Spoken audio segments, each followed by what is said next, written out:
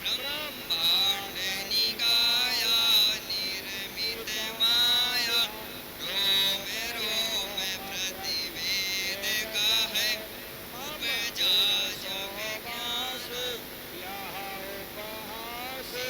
सुनत धीर मति धीर नल है उपजा जब ज्ञान प्रभु मुस्काना चरित बहुत विधि कीन चाहे कही कथा सुहाई मातु बुझाई जिनि प्रकार सुत प्रेम लहै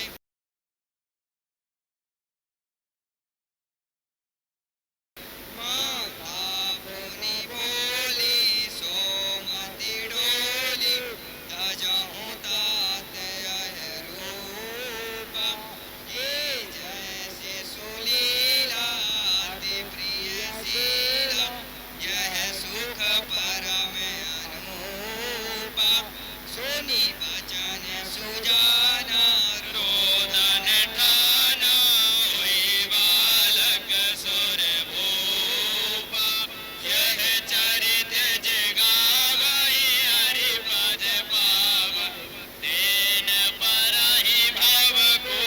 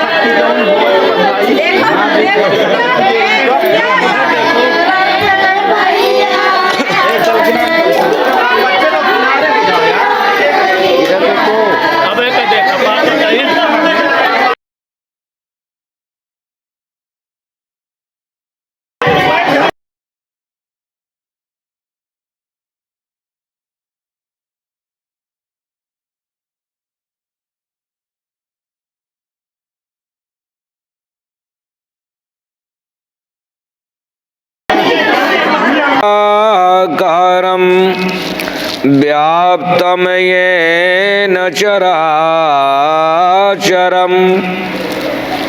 तत्पदं दर्शितं येन तस्मै श्रीगुरुवे नमः। मनोजवं मारुततुल्यवेगं जितेन्द्रियं बुद्धिमतां वरिष्ठं वातात्मजं वानरयोऽथ मुख्यं श्रीरामदूतं शरणं प्रपद्ये। रामाय रामभद्राय रामचन्द्राय वेधसे रघुनाथाय नाथाय सीताया पतये नमः। योऽन्तः प्रविश्य मम वाचमिमां प्रसुप्तां संजीवयत्र किल शक्तिधरः स्वधाम्ना अन्यस्तहस्तचरणशरणत्वगादीन् प्राणान्नमो भगवते पुरुषाय तुभ्यम्। जय जय जय प्रभु राधारमण,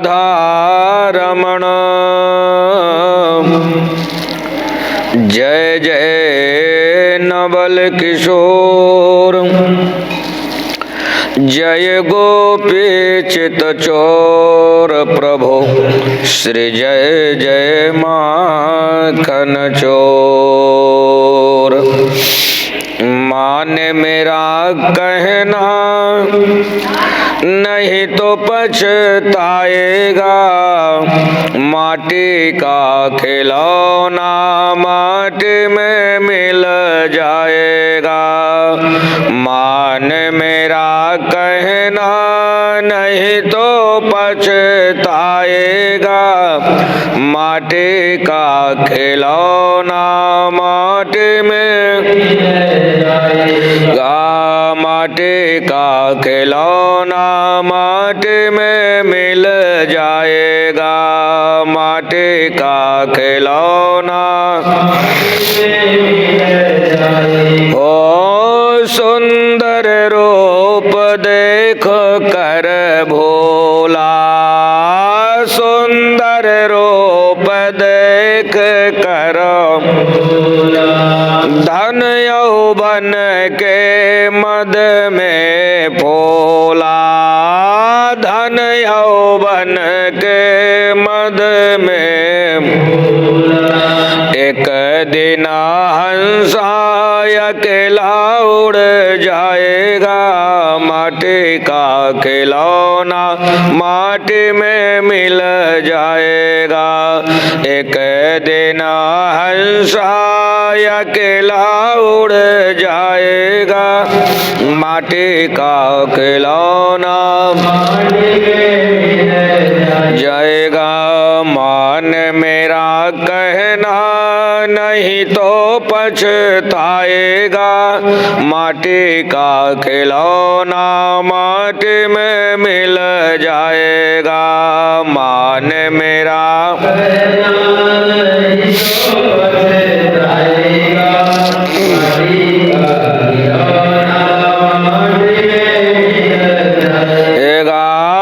पत्नी पिता पति अरो माता, पत्नी पिता पति अरो सुंदर सखाय सहोदर भ्राता, सुंदर सखाय सहोदर। क्षण भर में नाता सभी का छूट जाएगा, माटी का खिलौना माटी में मिल जाएगा। क्षण भर में नाता सभी का छूट जाएगा, माटी का खिलौना माटी में जाएगा। मान मेरा कहना नहीं तो पछताएगा, माटी का खिलौना माटी में मिल जाएगा। मान मेरा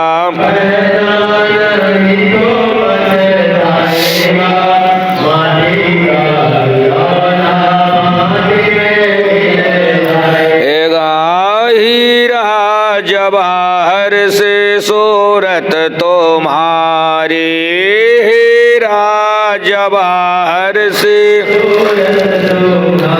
रे मखमल के गद्दे और रेशम की साड़ी, मखमल के गद्दे ये हैट बोट सूट सब यहीं रह जाएगा, माटी का खिलौना माटी में मिल जाएगा। हैट बोट सूट सब यहीं रह जाएगा, माटी का खिलौना हीरा सजना में गमाए दिया सोए सोए, हीरा सजना में ओए फिर पछताएगा अंत में तुम रोए रोए, फिर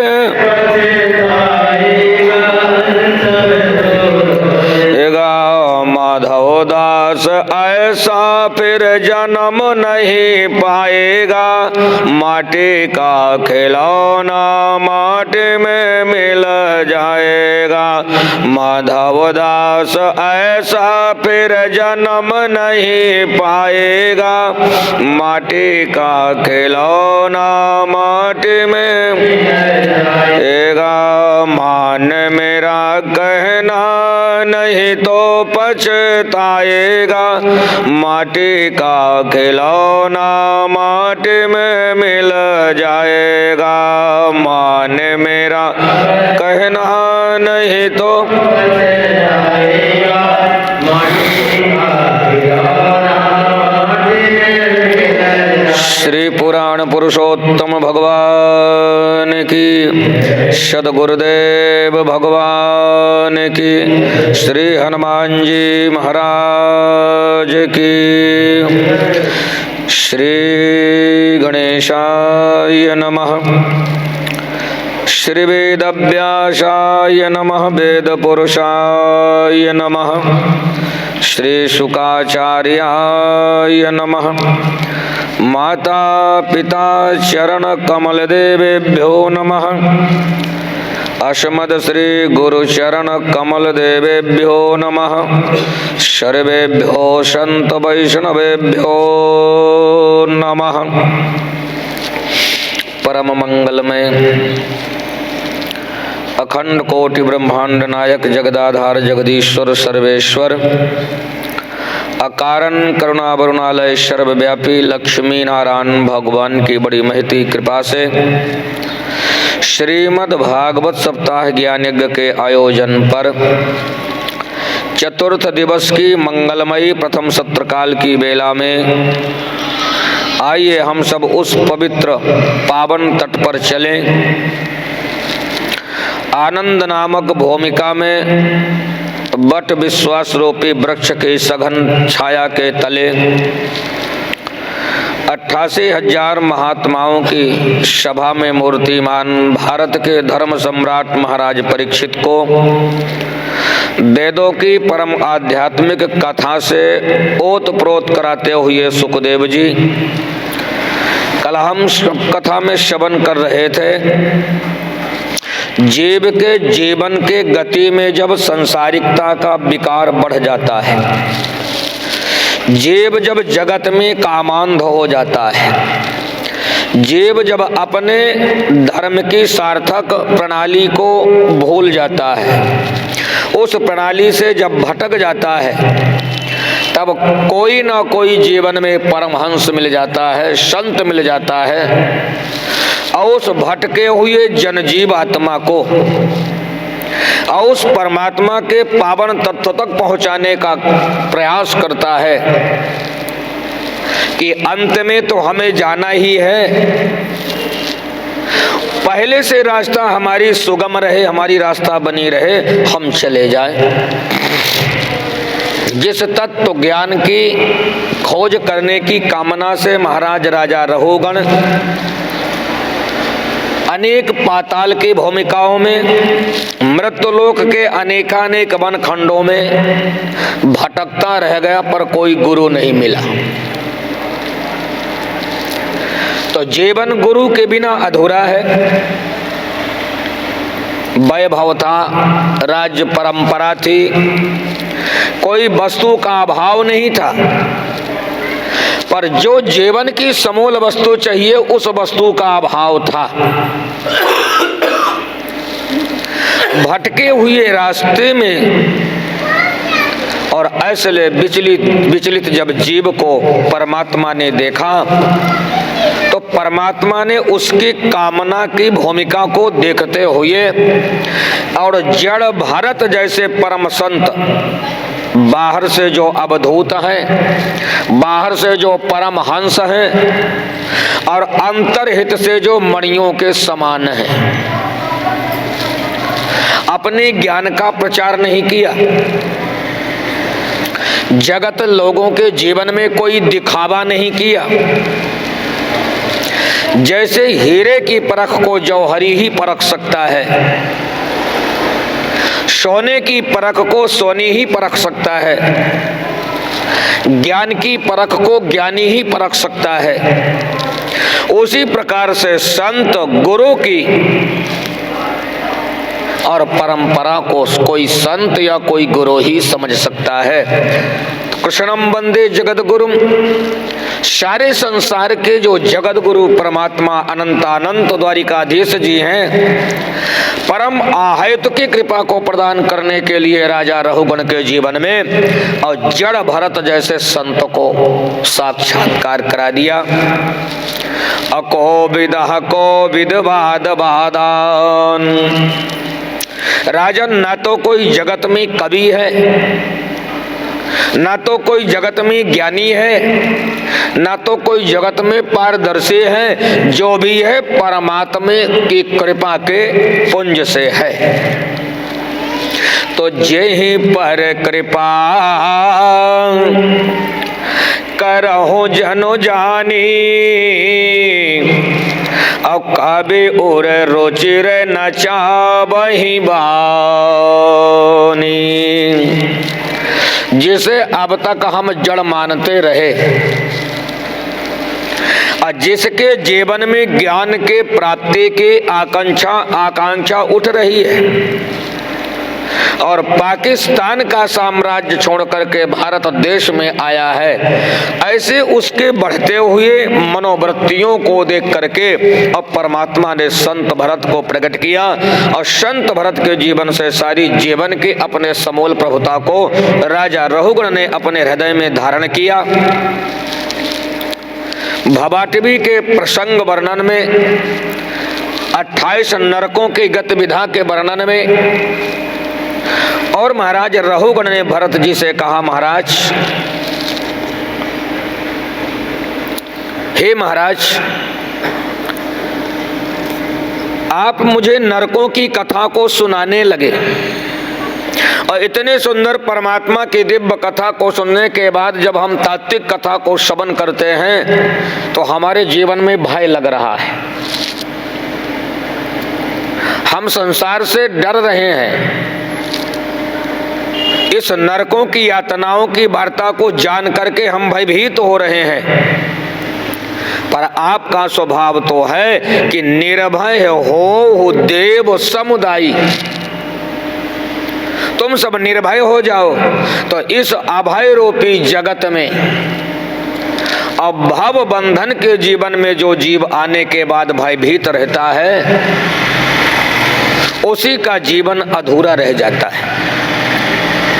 इसलिए इस भव रूपी बंधन में रह करके जीवन के भय का त्याग करके निर्भय हो जाओ, तभी तो तत्व का ज्ञान मिलेगा, वो महात्मा कपिल मिलेगा और इस जगत में आने और जाने की गति से आप मुक्त हो जाओगे। विमुक्त संगः मन आदि पुरुषे है। और ये जो संसार में भटकता हुआ तुम्हारा मन है, हे राजा रहुगण, अपने इस भटकने वाले मन को रोक करके और विमुक्त संगाह, जो संसार से परे संत हो, संसार में जो परम ज्ञानी गुरु हो, ऐसे गुरु की अनुकंपा को प्राप्त करके और सत्संग के जीवन में जब चले जाओगे तो तुम्हारे जीवन का भय समाप्त हो जाएगा। नरक के आने वाले जीव की गति की विधा को बताने लगे।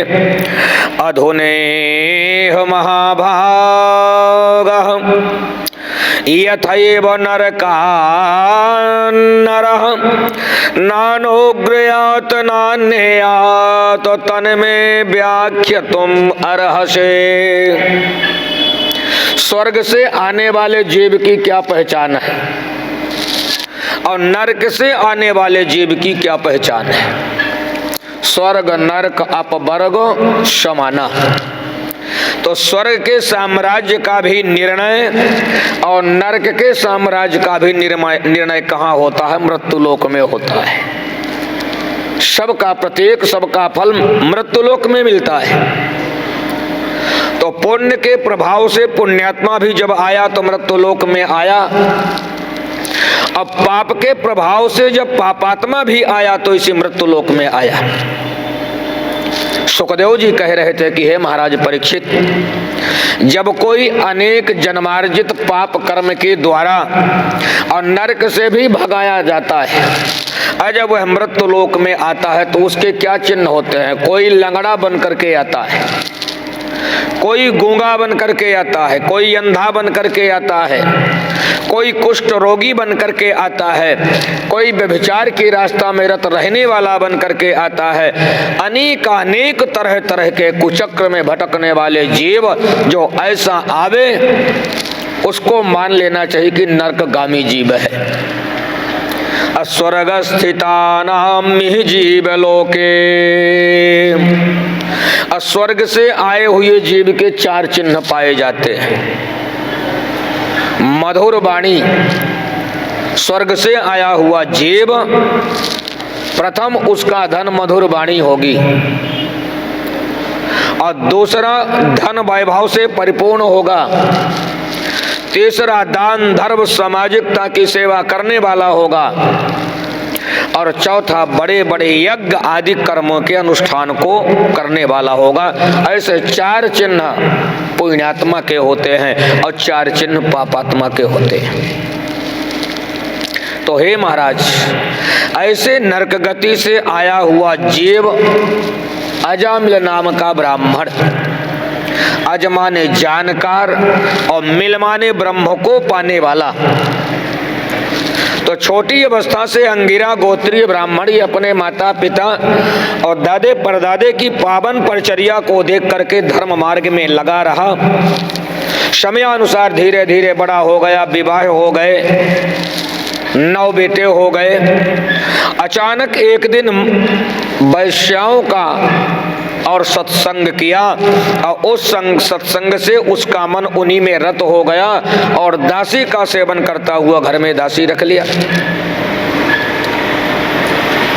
मदिरा का पान करना, जुए का खेल खेलना, दासियों में गमन करना, भगवत परिचर्या को हर एक प्रकार से समाप्त कर देना। सुखदेव जी ने कहा कि यह तो पुरैवा शून्य पाप निष्कृत हो यतेत मृत्योर विपदद यतात्मनः तस्य दृष्ट्वा गुरुलाघवं यथा भिषक चिकित्से निरुजाम निदानवित। एतद पुरैवास्विन, अपने नगर में अपने पुर में निवास करने वाला वो ब्राह्मण जो निरंतर से संयमी था, निरंतर अग्नि में हवन करने वाला अग्निहोत्री था, निरंतर गायत्री का जप करने वाला था, ब्राह्मणों को दान धर्म करने वाला था, जड़ जीवों के हृदय में ज्ञान का प्राकट्य करने वाला, ऐसे अजामिल ब्रह्म को जानने वाला ब्राह्मण था। पर जब तक जीवन में हमारे पूर्व के पुण्य का प्रभाव रहता है तब तक हम सदमार्ग में रहते हैं। और जब हमारे पुण्य का प्रभाव समाप्त हो जाता है तब हम कुमार्ग में हो जाते हैं। अपन लोग कहते हैं इनके जीवन का प्रारब्ध जो था तो पूर्व जन्म का अच्छा था, इसलिए सब कुछ यहाँ भी अच्छा है।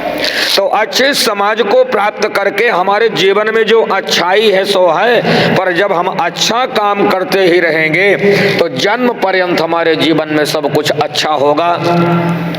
पर भगवान ने सब कुछ दिया है, हमें आगे क्या करना है, खाओ पियो मौज मस्ती करो। तो कितने दिन तक हमारा वो पुण्य चलेगा, कब तक हमारा वो धन चलेगा?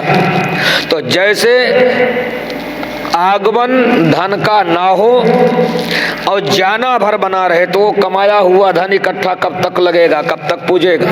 उसी प्रकार से पूर्व जन्म के जीवन का किया हुआ हमारा जो सत्कार है, तो जब तक हमारे जीवन में वो पूर्ण रूप से है तब तक हम सुखी हैं, और जब हमारे जीवन से उसका समय पूर्ण हो गया तो हम दुखी हो गए। तो ऐसी विधा में रहे।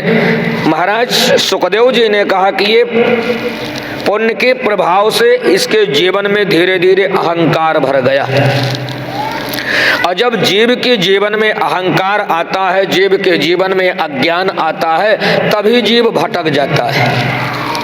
संसार की विषय वासना में यह पापी अजामिल भटक गया, पाप निष्कृत, और निरंतर दिन में कई पाप करना आरंभ कर दिया। जीव की हिंसा करना शुरू किया, जीवों के घर घुस घुस करके और चोरी करना शुरू किया, जीवों की हिंसा करना शुरू किया, वैश्याओं के जीवन में रत रहना शुरू किया। ऐसे करते कराते धीरे धीरे सब घर का इसके चौपट हो गया। यम नियम संयम जो जानता था सब समाप्त हो गए, धन वैभव भी समाप्त हो गया। पर किसी न किसी प्रकार से पत्नी सुलक्षणा थी, अपने पुत्रों का लालन पालन करती रही, बेचारी बड़ी दुखी रहती है। चारों तरफ अवलोकन करती है कि यदि कोई ऐसा जीव मिल जाए जो जीव मेरे पति परमेश्वर के मन की गति को एकाग्र कर दे। शकर्ण मनः कृष्ण पदारि निवेशितम तद गुण रागियैरिहं नते मम पाशमितश्च तद भटान स्वप्ने पिपश्यन्ते चेर निष्कृतः। ये निरंतर जिनका मन भगवान कृष्ण के चरणों में लगा रहता था, जिनके वाणी निरंतर भगवान के गुणानुवाद में लगी रहते थे, जिनके हाथ भगवान के सेवा में लगे रहते थे, जिनके पैर परहित की सेवा के लिए, दीनहीन की सेवा के लिए चलते रहते थे, आज ये हमारे ऐसे पुण्य के जीवन में निवास करने वाले ये पति परमेश्वर ये पाप की नगरी में, पाप के रास्ते में कैसे चले गए? हे परमात्मा मेरी सहायता करो, हे परमात्मा हम पर कृपा करो, हम पर अनुग्रह करो। तो परमात्म तत्व ने गर्भगति में पलने वाले और 10वें पुत्र के जीवन में अपने शक्ति का संचार कर दिया, और अचानक एक दिन खूब संतों की टोली आ गई। जब परमात्मा की कृपा हमें मिलती है, हमारे जीवन का कोई संकट जब दूर होने का समय आता है, तो कोई ना कोई हमारे जीवन में आ जाता है, अनायास मिल जाता है। तो अनायास अजामिल के घर महात्मा लोग पधारे। पास भटान सर्वसहा, बड़ा सा मूसल दंड हाथ में लेकर के कुमार्ग में रत रहता हुआ, और अजामिल जंगल में था। पत्नी ने जब आए हुए संतों के समूह को देखा तो जो भी उसके घर में रूखा सूखा था आदर सत्कार किया, भोजन प्रसाद बनवाया और उनको खिलाया, और निवेदन किया महाराज अब आप लोग कृपा करके चले जाओ। उन संतों ने सोचा कि देखो कोई किसी के घर आता है तो भले ग्रही का मन है कि ये चला जाए, पर कह नहीं सकता कि तुम चले जाओ। जाने वाला कहता भी है कि अब मैं जाऊंगा, अरे कुछ और बैठ ले, कुछ और वार्तालाप कर ले, और हृदय का भाव है कि चला जाए, पर बाह्य भावना से तो कहना पड़ता है। तो हृदय की भावना से ब्राह्मणी चाह रही थी कि ये संत मेरे दरबार में और निरंतर ये डटे रहे, बने रहे। पर बाह्य के भावना से विचार कर रही थी कि मैंने इनका सम्मान किया, आदर किया, भोजन प्रसाद दिया और मेरा पापी पति आ जाएगा तो इन संतों का अपमान करेगा, इन संतों का अनादर करेगा। सो कहते महाराज आप लोग चले जाओ।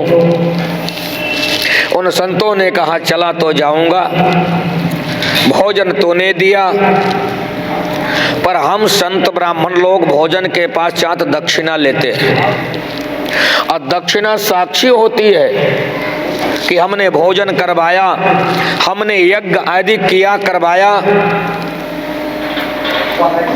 तो साक्षी तो दक्षिणा है। तो दक्षिणा तो हम तेरे पति से लेंगे। संत लोग बैठे रहे। जब पति देव आए, अजामिल आए और दूर से महात्माओं को देख करके बड़ा अपमान किया, बड़ा अनादर किया। संतों ने पूरा अपमान, पूरा अनादर अपनी झोली में रख लिया। अरे जो भी कुछ दिया तुमने अपना दिया। संत सरल चित जगत हित और जानी शुभाव सने। विचित्रता के जीवन में चलने वाले जीव के जीवन का भी स्वभाव संत लोग सरल मान लेते हैं।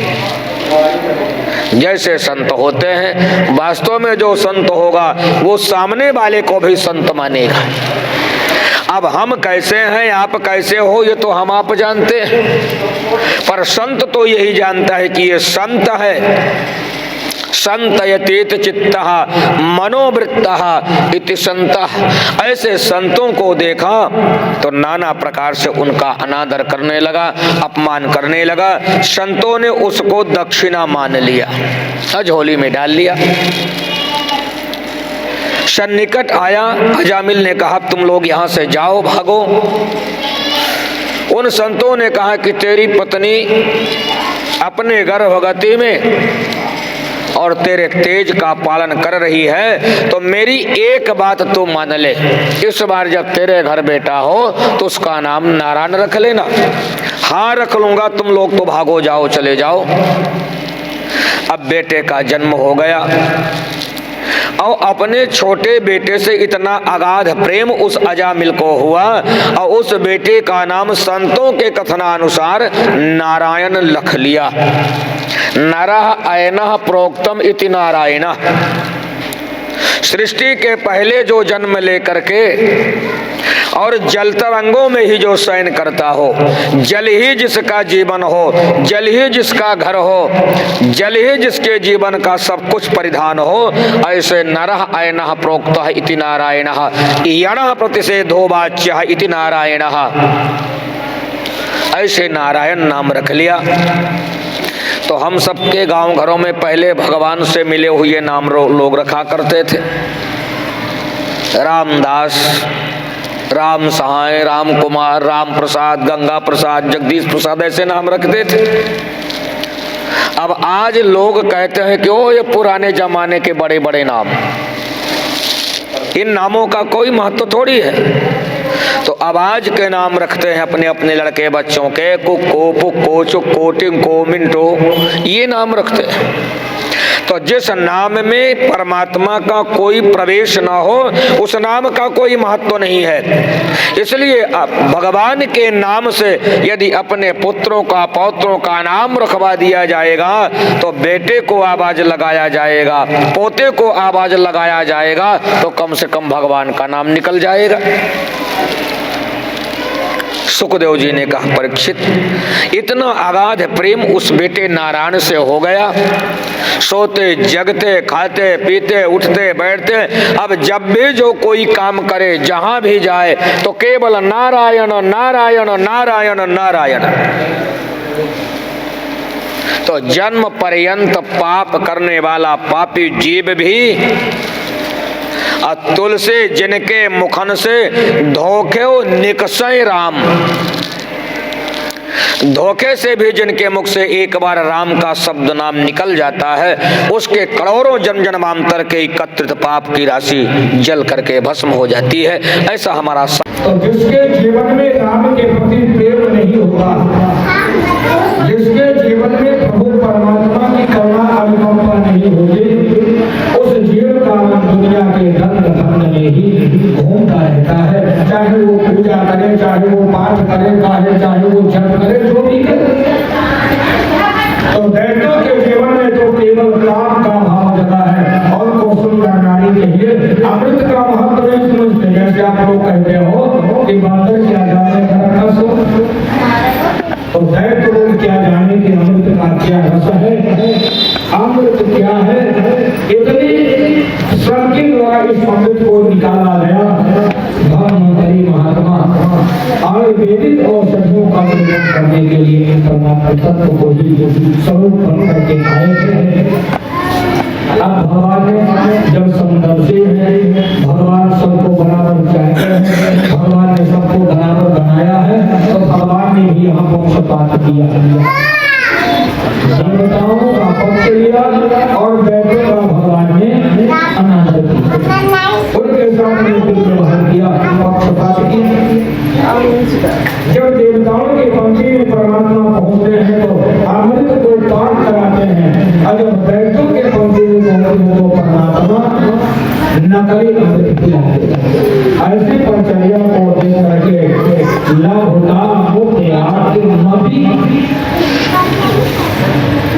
नाम का दैत्य जान लिया, उस परमात्मा के भेद को और सूर्य और चंद्रमा के बीच में जाकर के बैठ गया, देवता बन करके अमृत देते देते भगवान ने अमृत दे दिया, राहुल ने अमृत को पान कर लिया, सूर्य चंद्रमा ने भेद बताया, और ऐसा भेद सुनते ही परमात्मा ने सुदर्शन चक्र को आदेशित किया और राहुल नामक दैत्य का छेदन कर दिया, पर अमृत को पी लिया।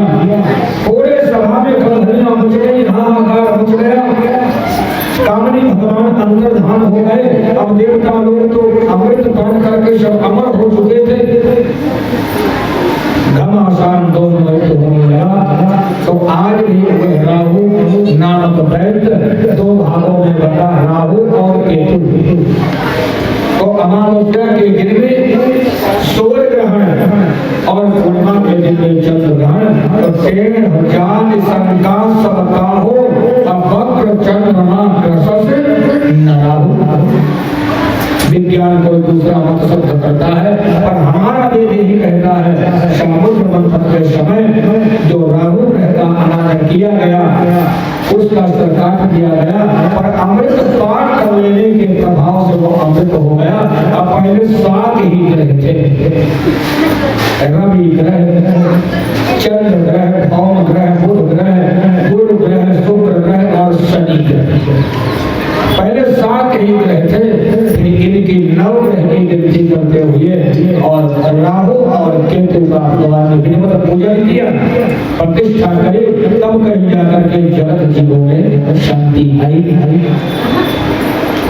सुखदेव जी ने कहा कि हे महाराज परीक्षित, आओ क्षया स्मृतः केतु, धड़ के नीचे का भाग गर्दन से नीचे राहु माना गया और गर्दन से ऊपर का भाग केतु माना गया। अब पूर्ण करके उसको शांति की गई।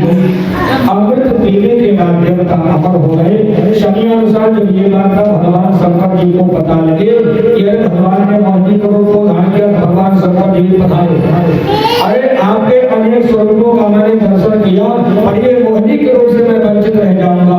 भगवान ने बहुत कुछ निवेदन किया, हे आशुतोष भगवान तुम्हारे मोहिनी अवतार को भगवान शंकर जी ने जिद किया, परमात्मा ने मोहिनी बनी, भगवान शिव जी के जीवन में उतरे, धीरे हाथ उठाते सारा जगत शिव को भूल गया, पार्वती भूल गई, अपनी योग, अपनी समाधि, अपनी दिनचर्या सब कुछ भुला करके काम रूपी चिंगारी में जलते हुए और उस मोहिनी के पीछे भाग चले।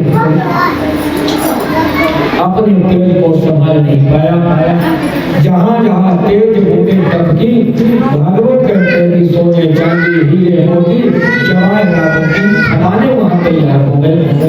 अंततः परमात्मा ने अपनी माया को समाप्त किया। भगवान शिव जी ने परमात्मा के चरणों को समर्पण होकर के क्षमा याचना मांगी।